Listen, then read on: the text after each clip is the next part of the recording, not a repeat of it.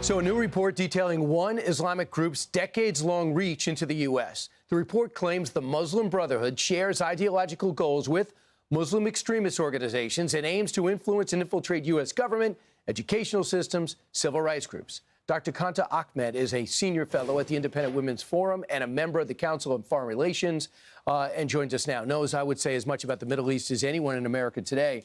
Doctor, your thoughts about the role of the Muslim Brotherhood and what they're up to here? Well, this is something we've been recommending. Over 10 years ago, I wrote an article to say that the Muslim Brotherhood should be designated a foreign terror organization. This report by the Institute Studying Global Anti-Semitism and Policy shows the Muslim Brotherhood is influencing at the executive branch, it's influencing policymakers, it's reframing the argument. Post 9/11, there was Islamophobia, then came boycott, divestment, sanctions, demonizing Israel, and now we've just seen the pro-Hamas protests. That is all part of their multi-generational project to have a war against the secular and undermine our democracy using our democratic freedoms. And one way that the protest on college campuses, and we see what's happening with our educational institutions, CARE, it's an acronym.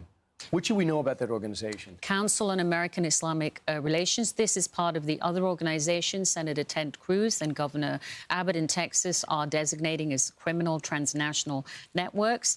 It portrays itself to be advocating for Muslims like me, but actually it's advancing an Islamist project.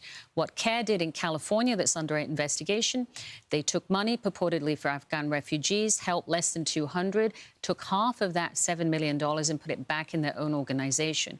They're disclosing only small fractions of their lobbying, which they're then using to finance and support radicals on campus. So they are subverting our academic institutions in line with their Islamist goals. So now that we recognize it, in fact, the Governor Abbott put this out yesterday, and here's a little of his missive.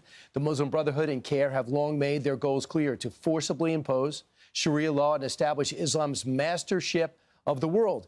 We hear that it's in parts of Michigan and also parts of Texas. Are they taking over small towns and putting these laws into effect? So I would say their mission is to advance Islamism. They're doing that in many ways, but we're not the only nation that's seeing this. France published an incendiary report on the Muslim Brotherhood. They're using hundreds of non-profits, charities, student groups, professional societies, undermining local government, putting in politicians that are sympathetic to their views or openly acolytes, and modifying and changing our democracy. That's happening here in the United States, too. And while CARE was being investigated in California, it's still receiving federal funds. Which is crazy. And by the way, here's their response. Got to be fair.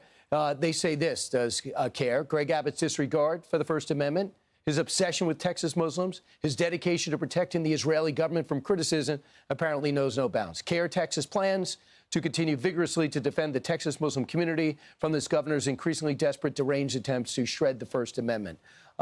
So that's their response. But I'm tired of hearing about, I have 3 pages of investigations. We don't do anything. We investigate. Why are they still getting money? Why are we pretending that this is an organization that seeks good, that has good intentions? So Senator Ted Cruz's efforts should be hugely commended, and they're a blueprint for other states. Once these organizations are designated as potential FTOs or criminal networks, the finances can be opened. If they sue in retaliation, that will result in discovery, and you'll be able to see what's going on. So this is the first step. The second is that response you just read is typical. They're claiming religious advocacy, exploiting religious freedom and anti-discrimination laws while they subvert our democratic process.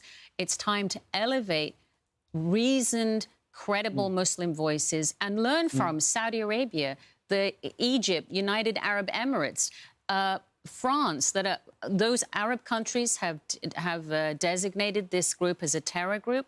Austria has done so, and we are about to see a lot of Western Europe do the same. And Democrats should get behind this. This is not a Democrat-Republican issue. This is an American issue.